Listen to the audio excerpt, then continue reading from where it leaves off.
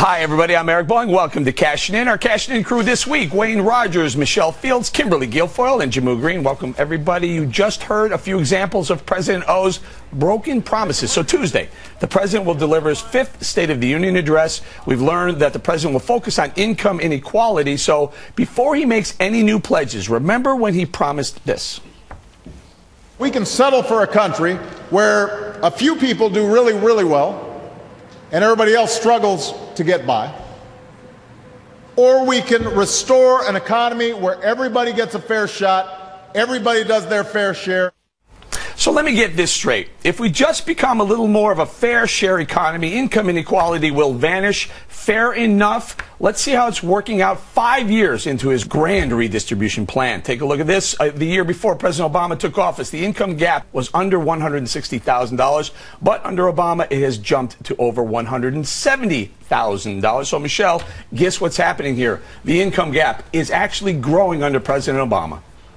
Yeah, and you know, no one's going to tune in to the State of the Union address because they're tired of these broken promises.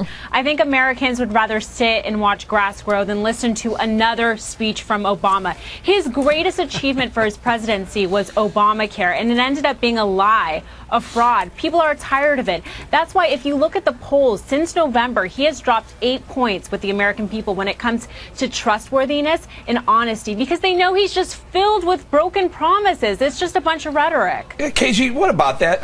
Can you trust anything the president's any of the promises he's going to make Tuesday night at the State of the Union? No, Obama. That is my answer. No. I mean, if he's saying it, my answer is no. Doesn't sound like a good idea. I don't believe it. And all he's trying to do is basically redistribute wealth, take money from the people that are trying to stimulate the economy. He stifles the free market, business regulations. All of these things are things that we need to change fundamentally the direction that this administration is going. And unfortunately, we're stuck with it for the next few years. But the problem is, at least hopefully Congress can do something to try to stop these ideas that he has. Jamu, how do you explain a president who has promised to shrink the income inequality gap, yet after 5 years of, I don't know, trillions of dollars, it's actually become wider under President Obama? How do you explain that? Well, I think we have to look, Eric, first at the fact that income inequality has been growing for the past 4 decades. So I'm glad we're actually saying those two words on this show. It is important to be focusing on it. So one, that's what the president is doing by talking about it, bringing it to the nation's attention. And the fact that productivity is up, the stock market has bounced back, you know, our percentage growth GDP is off the charts. Yes, we have to focus on the fact that this has not trickled down to the workers. Jamu, we just put a full screen up. So the president saying that is necessary. We just put a full screen up. We've spent $2.8 trillion over the last 5 years trying to fix income inequality, and it's going in the wrong direction. Hold on, let me get to Wayne. Wayne, is this just a failed redistribution plan? Well, Eric, first of all, it's a bad idea to try to make everybody equal. I mean, equality is the opposite of freedom. You know, as you've heard me say many times on this show, equality, Americans are enamored with equality and instead of freedom.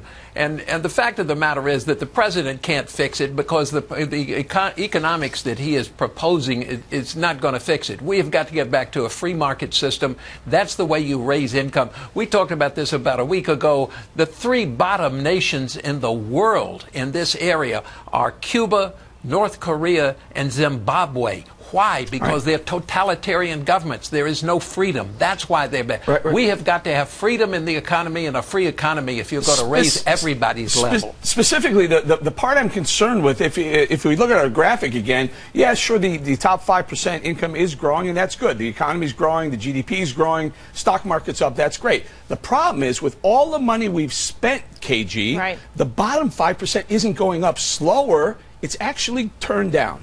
Right, and so how does he explain that or justify it? How many other previous presidents is he going to try and lay that carpet under? Give me a break. There's no personal accountability with him or his administration.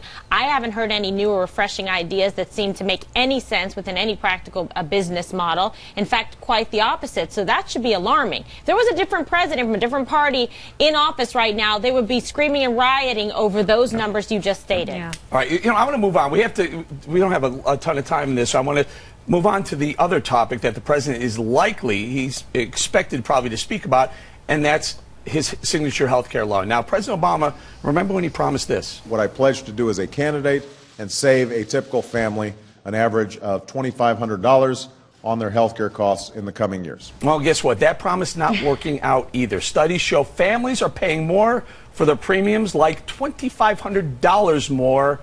So, Michelle, it's almost comical where he says $2,500 you'll be saving as a family if you just sign Obamacare into law. Here we are, a couple years into Obamacare, and we're finding out that same number, $2,500, is right, but it's in the wrong direction.